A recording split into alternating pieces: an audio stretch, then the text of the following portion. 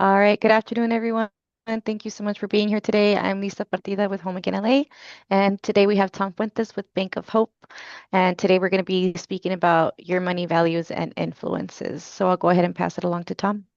Thanks, Lisa. Yeah, so today is pretty much kind of like the start of most financial literacy workshop. As you can see, this is module one. Um, so this is kind of like building the foundations. This is your money values and influences. In section one, we're going to talk about how to identify your own values. Everyone's are going to be different from each other's, right? And we're going to explain why values are important and how they influence your financial decisions. This is a really good start because it kind of like is the building blocks. So the key takeaway from the first section is understanding your values can help you set achievable financial goals. In order to start, though, we have to start off by asking ourselves, what are values? Your values are the people, things, and places that are important to you, and they're the things that help you guide and make decisions. Your values shape how you prioritize your time, energy, and most importantly, what you're going to do with your money. Um, in page 3 of the participant guide, we pose this, apply it to ask my values. So you're going to answer the questions to help identify your own values. Everyone's are going to be different from everyone's. I mean, there's a whole bunch of different things. What are the people, things, and places that matter to you? It could be things like family, maybe your community or your faith. It could be maybe the school that you went to or the school that you currently attend, your friends. It could be something like culture, as simple as your favorite podcast, TV show, movie. Um, Maybe the place that you work, things like that.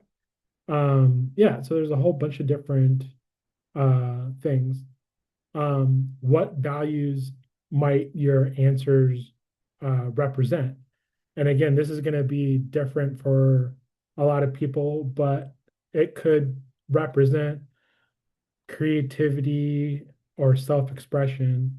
It could represent your culture and your family traditions, for example, your religion, um, things like that, social status, uh, respect from others, things like that.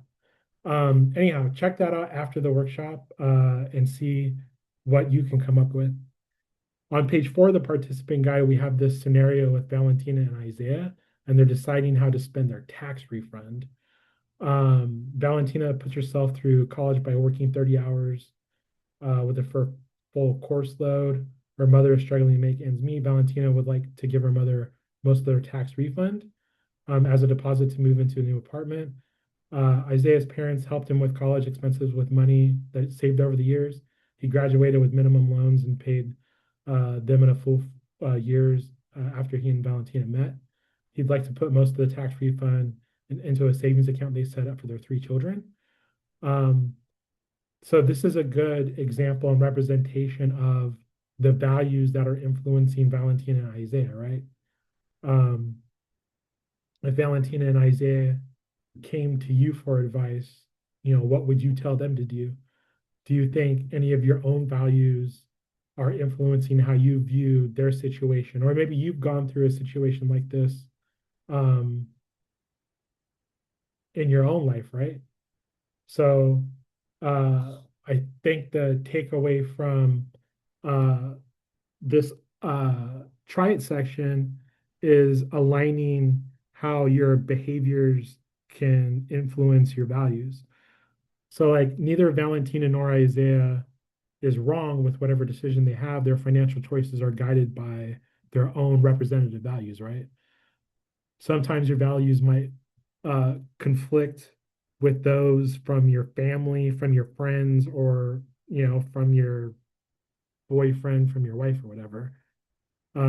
Your family culture may value saving and avoiding debt, but your broader community may value material things like new cars and expensive clothes.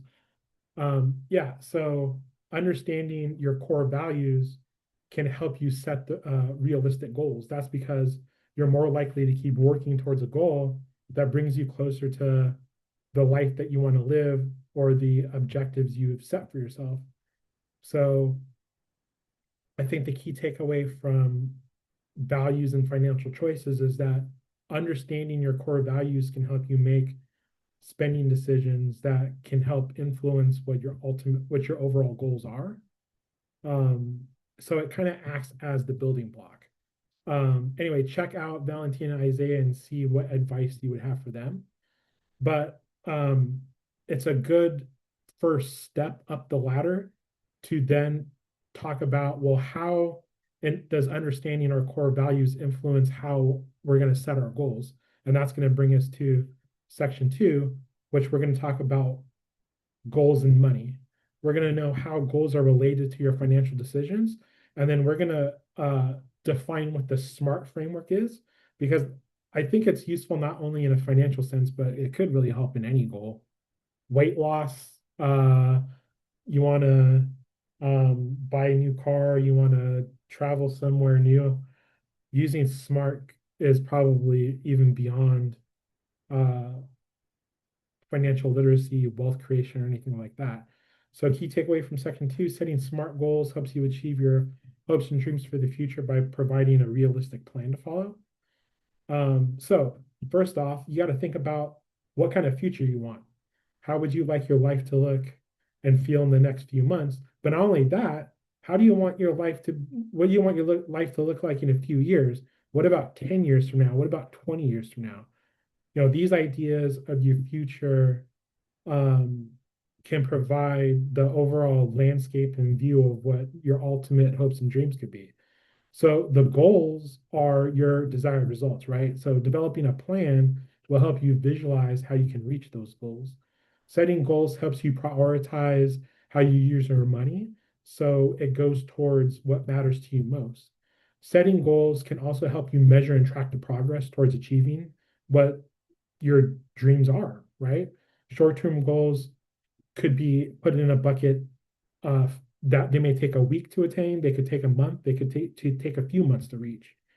You may also have longer term goals that could take, if not months, but maybe a year to reach.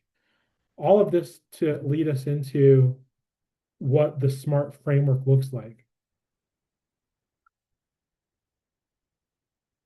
So SMART stands for goals that should be specific, measurable, action-oriented, reachable, and time-bound.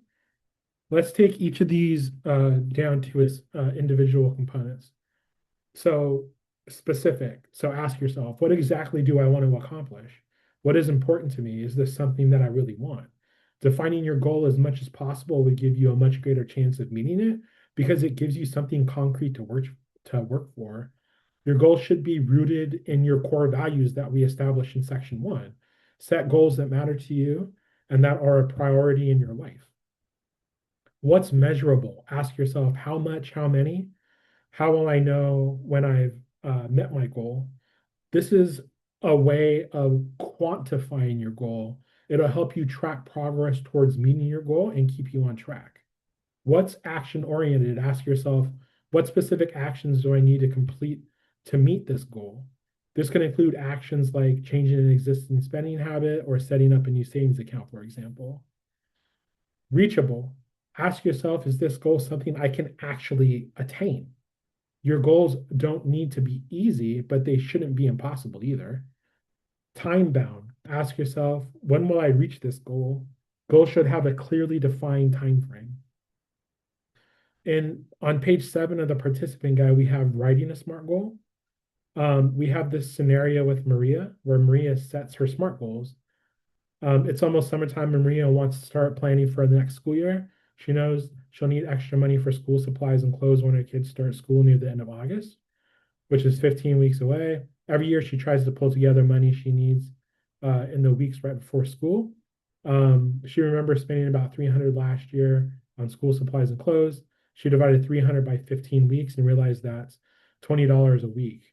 So essentially, using the SMART framework, Maria is building out this plan for herself. And you can see, you can use the table here for yourself in trying to attain that goal. And essentially what Maria does, and you can see here on the bottom, we don't have the chart, you can check it out in the participant guide is though, is that she remembers spending about 300 last year in school supplies. So again, she divided 300 by 15 weeks and realized that she needed $20.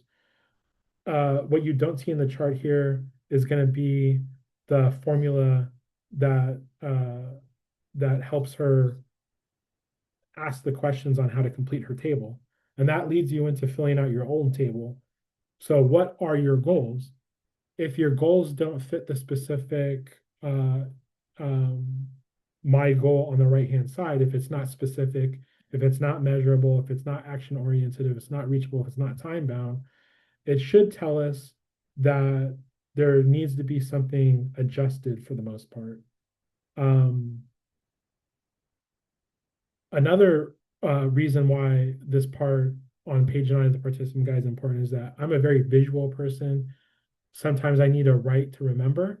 I think sometimes writing things out can kind of be empowering and allow you to identify things that you may not have realized that could be goals for yourself. This is something that I did a long time ago when I started taking finances more seriously. And I think it really helped not only, well, I think it helped for two of the things that I think are hardest in this in the framework. Usually when we write something down, it's going to be specific. I think two of the problems that I always had was the R and the T, which is reachable and time bound. Um, we don't want things to be impossible, but they shouldn't be that hard, right? And we kind of need to put an end time on it so that we know, so that we can reach it at some point, right? Those were always the two hard ones for me. But anyway, use the chart in the participant guide after the workshop to identify your goals and see if any of the SMART framework is applicable. So remember this framework because the SMART goals will help you kind of build that path and that plan to follow, just like Maria with the back to school summer supplies. External influences. So external factors that influence your spending. And then we're going to identify strategies for controlling those influences. We're going to discuss how external influences affect financial decisions and how, you're going to essentially deal with those. So there's a lot of things that are influencing choices about your money. Earlier, we discussed the impact of your core values and your financial decisions. Other factors also influence your financial decisions. Messages about money can be so widespread that you don't even realize that they're influencing your decisions. Most people are influenced in a whole host of different ways. There's a ton of external influences that can include advertisements, media, celebrities, peers, and friends. These influences can be productive and help you achieve your goals, but sometimes these influences can be unproductive and can get in your way, which makes it a lot harder. And I think now in the era of social media that we live into, it's really easy to fall into the trap of comparison bias, where people tend to, for the most part, post on social media the best parts of their lives, and it's hard to not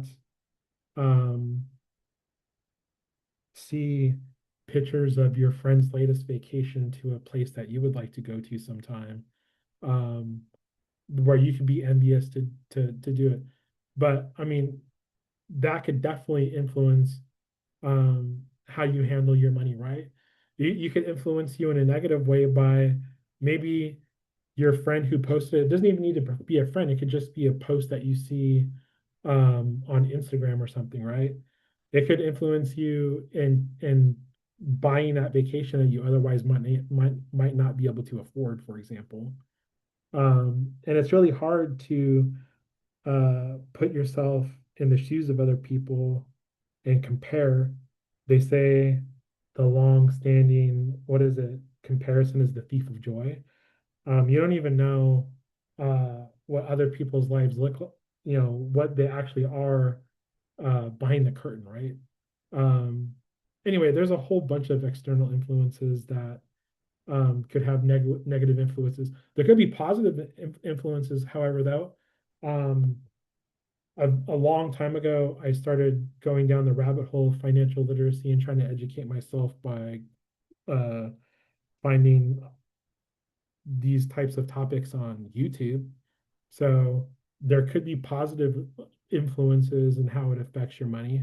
You might seek out knowledge by reading books or finding help on YouTube for investing or setting aside an emergency fund or repairing your credit, for example. Yeah, so there's positive influences too. Um, but yeah, so let's take the external influences together. So, what are these external influences telling you that you should do with your money? Um, and part of the problem that we have, especially with social media, is like the social pressure, not only combined with the posts that people are putting on Instagram or whatever social media you're using, but also the advertisements that are being pushed to you within the apps, which is crazy because it's targeted because the as they say, like the algorithm and stuff. So it's like, um, so like how many of you have wanted something that someone you know or a celebrity uh may sponsor, right? It's human nature to want something that others have, right? You might be envious of someone's clothing or style, that vacation that someone took, how they're spending their money. Noticing what other people have can make you feel envious. It's just who we are. You may feel like you have to spend money to keep up, right? Advertisers spend billions and billions of dollars every year to make you want things and influence you with things that you may not even want or things that you need, right? Um, Over the last couple of weeks, I noticed that my garage was just overflowing with a bunch of junk. I missed spring cleaning the last few years. So I started putting things into piles and I started cleaning out the garage. You wouldn't even believe the amount of stuff I threw away that either I never used or I've been holding on to. It's crazy. Um, Anyhow, we're all influenced by advertisements. We see them everywhere. So sometimes it may be something that we're unconsciously doing too, right? Um, it's definitely things that can lead you to purchasing via impulse, that really can affect your budget if it's something that if you do keep a budget. Like one of the things I always bring up when we do this topic is like when you go to places like Burlington or Five Below or even Walmart at the self checkout or whatever, they make you snake through a line that is full of impulse buys, which is generally things that you probably don't need. But how many of us have fell victim to buying another USB-C cord or um, whatever they have at those stupid checkout things, right?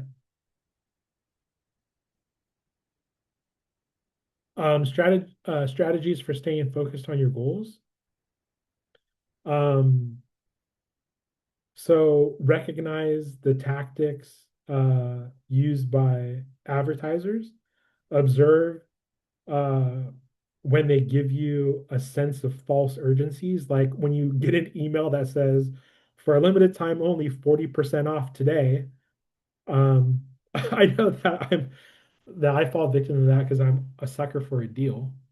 Um, be aware of how they make it easy for you to buy something by giving you a small amount of time to think about adding it to your cart, or not even a small amount of time adding it to your cart. When's the last time you were on Amazon and you bought something, and then before you can get to the cart to check out, they suggest something else? Online retailers go, oh, most people that bought what you just put in your cart right now, they also buy this. It's like, oh my gosh, and how many times have we fallen victim to that? you didn't need that. You went to Amazon specifically to buy whatever, but because 75% of people bought that, they also bought this other thing. And then what are you doing? You're adding it to your cart. And before you know it, you spent an extra $8 or sometimes 75 bucks, whatever, it doesn't matter. So it's crazy, man. They're doing it to us purposefully so that we're parting with our money more easy. I already talked about the items at the cash register. I always fall victim to um, when you go to when we go to Ross to go buy something and they have the Knott's Berry Farm shortbread cookies. Like I always have to buy a box for $3. Like why do I do that? They're there, and I know I'm going to. It's just crazy. Um, notice when anyway, so like when you're being tempted to make an impulse purchase. Um, it I mean it's just it's like we should know better, but I mean like it can happen to us unconsciously. It totally can. And again, I'm always a sucker for these like, okay, you have oh, I just had one. I don't know if anyone uses in kind. I just stumbled upon this app. It's like something that you can use, restaurants are a part of, and you can put your credit card on there and you can pay your bill at certain restaurants that are on it. They keep getting me by sending me these things where it's like, okay, for a limited time only, 25% off your next in-kind purchase at such and such restaurant. And I'm like, I need to get my $10 value. So I don't know. I'm a sucker. Um, set yourself up for success by controlling your environment. Um, for example, you may want to put yourself on a social media diet. What's that? Maybe try to set yourself a limit on how much you're using your phone. I know this is something I need to do. In fact, I was listening to a podcast yesterday, and there's a social scientist. His name's Arthur Brooks. He's a professor at Harvard, I believe. And he mentioned that in his most recent research that people pick up and look at their phone an average of 250 times a day. Wow. I need to start counting because if I do that, I think that's a lot. So maybe we do things like unsubscribe from email mailing lists. Maybe we do things like limit the usage of our phone, tablet, and computers. Maybe we anyway, just maybe the best course is moderation, for example. Um, Probably easier said than done, I would say. How about just building in a pause, for example? You may be tempted to spend money on something that you don't really need. So like when shopping online, if you add an item to your cart, and then they suggest you to buy something, put in a pause yourself and go, I don't need this. I know that they're doing this to me on purpose. In physical stores, build in a pause by going to the store with a well, it's not even a built-in pause. Maybe you go to the store with a shopping list. That way, maybe your pause is that when you're going up and down the aisles, you don't randomly just throw something in the cart that wasn't on your list. It's very easy to overspend $17, for example, on your grocery list by just throwing something in your cart. Those items can add up that aren't on your list, right? Um, So more strategies and staying focused, talk yourself out of it. When you're tempted to make a purchase that isn't in your budget, ask yourself, is this something that I really want or is it something that I need? Is it a part of my spending and savings plan? If it isn't, can I plan for this expense by creating a savings goal by saving up for the purchase? Talk yourself out of it by reminding yourself of your goals. For example, I want to buy a home so my children can grow up in a nice, safe place. I want that more than I want to buy a new car. Maybe I don't need a new car. Maybe I can get a few more years out of the car that I have. maybe I can get a few more years out of the cell phone that I have because they're still sending updates and it's not obsolete. And I don't need to spend the $1,100 for the new Samsung Galaxy, blah, blah, blah. Another thing, calculate how many hours or days of work an item's worth. It's another way to help control impulse buying and negative influences. So think about your hourly wage. If you receive a full-time salary, you can estimate the hourly wage number by taking your annual salary and dividing it by 2,080 hours so that you can get that hourly wage. Divide the cost of the item by your hourly wage. It'll help you quantify the purchase in terms of how valuable your time is.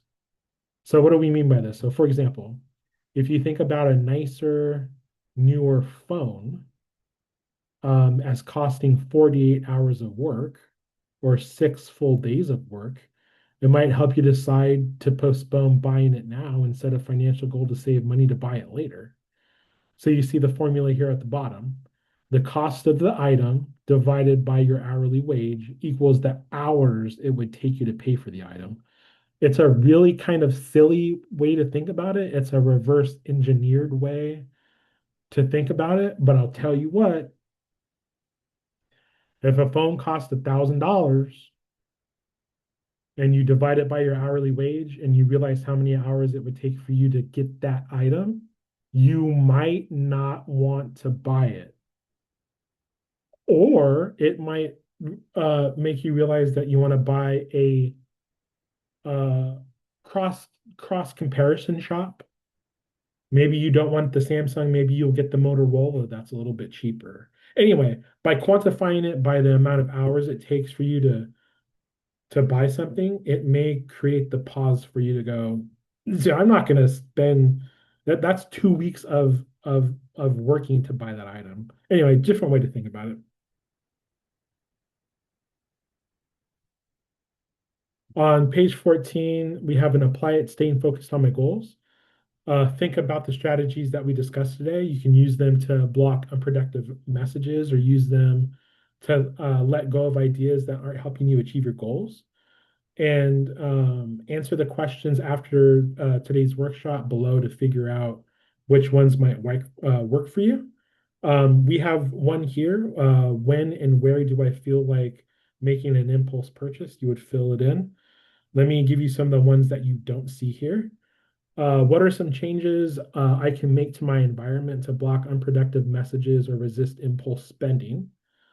What are some changes I can make to build in a pause to give me time to think about whether I need or want this purchase, for example? What phrase can remind me how important it is to stay on track to achieve my goals?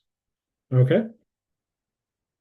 So, in closing, external influences impact financial choices. Use strategies to keep you stay focused on your goals. This is kind of a fast one. This actually is our last section.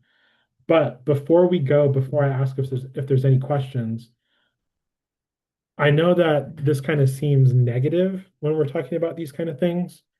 Let me give you one that came onto my radar that's actually a positive, and it's something that I never thought about before. And essentially, what that is we're thinking about um, negative things. So we talk about like how can we block ourselves from these messages, or how can we not be on social media? How can we not spend as much on Amazon? But let me tell you one thing that came onto my radar lately. And this had to do with something I was listening to that was talking about investing. So, one of the other topics that we do for the financial literacy workshops is like how to build wealth. And one of the ways that we talk about building wealth is accumulating assets. One asset, for example, would be something like investing in stocks, mutual funds, index funds, bonds, so on and so forth. But one of the interesting things that I read or that I heard on a podcast recently was, um, and I can't remember where this or who did the study, but essentially it was found that like a large percentage, over 60% of the people that were surveyed that ended up accumulating like a net worth of $1 million, for example, did it on their own. They didn't have a financial advisor. They didn't have a wealth planner. They didn't pay someone at their brokerage, at Fidelity, at Schwab, at blah, blah, blah, blah. They did it on their own. They just did so, for example, by taking advantage of their employer's 401k plan. So they would put 10% of their check in uh, in their employer's 401k plan, and they did this for 40 years, and they had enough money accumulated that they could retire when they were 62, for example. So one of the things that was interesting that was out of this survey was that, and I'm tying this back into external influences and what can influence how you spend your money. You're going to be solicited by people that can go, I can manage your money for you. And it can happen at any net worth. It can happen at any dollar amount that you may have in like a brokerage account, for example. I would say that that is an external influence that you might otherwise not know, that it usually sometimes doesn't require a financial expert for you to just save for retirement. You can just save in your 401k and you don't even have to talk to another soul about it. So that could be a influence that could be positive, but that's negatively influencing you because when you hire someone at your brokerage company, like a financial advisor, they charge you and they don't, and it's a certain percentage of how much you have invested. So say, and I want this for everyone, say you had the ability to invest and you did so for 40 years and you accumulated $500,000 in the S&P 500 index fund. If you hired a financial planner to do something as simple as that, they might charge you 1% every year. That money adds up over time. So I want to take away to be that not all of the influences and things that are that we're being bombarded with have to be perceived as negative. Because even a positive thing, like say hiring a financial advisor, can have negative implications on how you're building wealth and what you're doing for your savings plan. Um, anyway, I thought that was interesting. I knew that we were going to have this topic this week. So when I heard that the other day, I was like, oh, we got to talk about it because I don't know, first of all, if I knew that that large of percentage of people just did it on their own. And then it's really uh, something that can cost you a lot if you're ill-informed to think that you need someone to handle your money. Some of us will, though. We do our financial literacy workshops as not advice so much. It's just trying to be more informed, right? Um, but anyway, I wanted to throw that positive kind of spin because even the positive ones can have negative connotations. Okay, I've babbled. If there's any questions, very happy to answer. But yeah, there's lots of things that are influencing you and your money. Um, it's tough.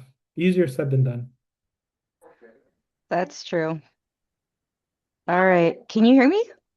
Yeah, Oh, okay, okay. Because I I was got trying to you. speak earlier. For some reason, they couldn't hear me. No, I Oh, mean, thank you for ending it on a positive note. Because yeah, I know yeah, it's hard. I know it's hard, and influences are difficult to, steer clear from. It's not easy, It's all around us. yeah, But thank you, yeah. Tom. I'm really happy that we presented this one, and we'll Yep. check in with you next. When is it? Next week? I Okay. think we All right. Thank have, you, Tom. yeah, next week. Bye. All right, bye, y'all. Before it disconnects on me, that's why I'm.